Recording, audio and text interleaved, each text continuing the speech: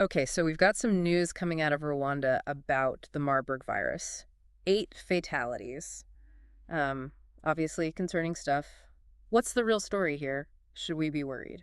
Yeah, I mean, 8 fatalities is definitely something to take seriously, Yeah. but I think it's important to, get the full picture before we hit the panic button. Right, exactly. And the report, it calls Marburg this rare, severe viral hemorrhagic fever, and it also mentions that it spreads through bats in Africa, similar to Ebola. Yeah, that's right. It is in the same family as Ebola, which understandably can sound pretty scary. But one of the key things to remember about Marburg is it's not as easily transmissible as some other viruses we hear about. So, unlike the flu, for example, it's not airborne. Okay, so not airborne. That's a good thing. But they did specifically mention bats. The Egyptian rosette bat, I think it was. What's the And connection there? so these bats, they're considered natural hosts for Marburg. Essentially what that means is they can carry it and spread it, but they don't necessarily get sick themselves. Oh, okay. So it's more about direct contact with an infected bat or like their fluids than just being, you know, near them. Exactly. Okay. Well, that's somewhat reassuring, I guess. But for those who do get infected, the article mentions a whole bunch of symptoms. Fever, chills, muscle aches. Honestly, at first glance it sounds a lot like, a bad flu, but then it takes a turn for the worse and mentions things like a rash, chest pain. Yeah, and that's where things get a bit tricky with Marburg because those early symptoms can be so easily confused with more common illnesses, which unfortunately can mean that sometimes diagnosis and treatment gets delayed. Right. So recognizing those later more severe symptoms, that's crucial then. Absolutely. If you've been to a region where Marburg is present, or if you've had any contact with someone who might be infected, pay close attention. Early diagnosis is key. So even if you're just experiencing what seem like mild symptoms, it's always best to err on the side of caution and get in touch with your doctor or a travel clinic. That makes a lot of sense. So, okay, we've talked about symptoms, which is obviously important to know, but what about prevention? What are some practical steps that people can take to protect themselves? Well, I think the biggest thing is just avoiding contact with the virus in the first place, Yeah. right? So that means taking precautions when it comes to bats in those affected regions and practicing, careful hygiene, especially when it comes to bodily fluids. So, like, for people who are traveling to those areas specifically, what kind of precautions should they take regarding the bats? Yeah, so I mean, avoiding caves or mines Yeah. where bats are known to roost, that's obviously important.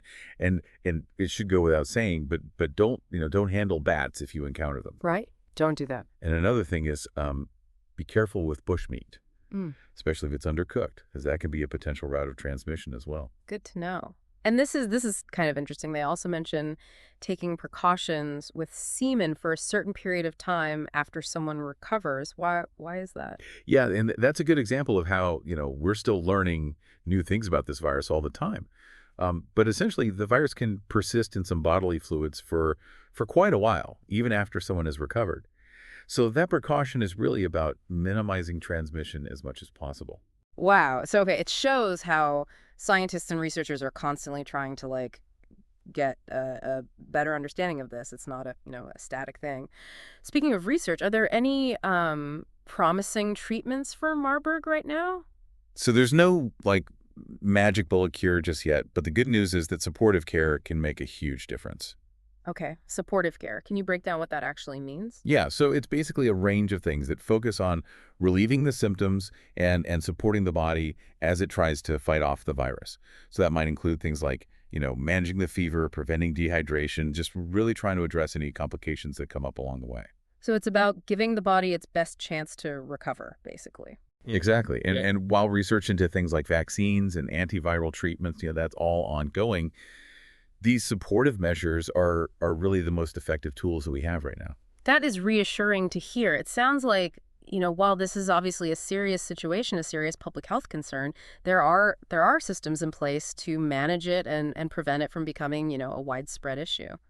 Yes, absolutely. And I think that's a really crucial point to make here is that while outbreaks like this, they definitely deserve our attention and a rapid response, they're often relatively contained thanks to, public health efforts. Like if we look at the recent outbreak in Equatorial Guinea, they had those swift quarantine measures put in place, and it was really effective in stopping the spread. Right. Knowledge is power, as they say. We've definitely unpacked a lot about the Marburg virus today. We've separated fact from fear mongering, which I think is really important. Any final thoughts before we wrap up? Well, I think if anything, this is a good reminder that we live in a very interconnected world, Mm, and that investing in global health infrastructure is more important than ever, so that we're ready to address these kinds of outbreaks, quickly and effectively. yeah, that's a great point to end on. Well, thanks for taking this deep dive with us and arming yourselves with the information you need to stay safe and informed. Absolutely. And we'll see you next time for another deep dive. Sounds good.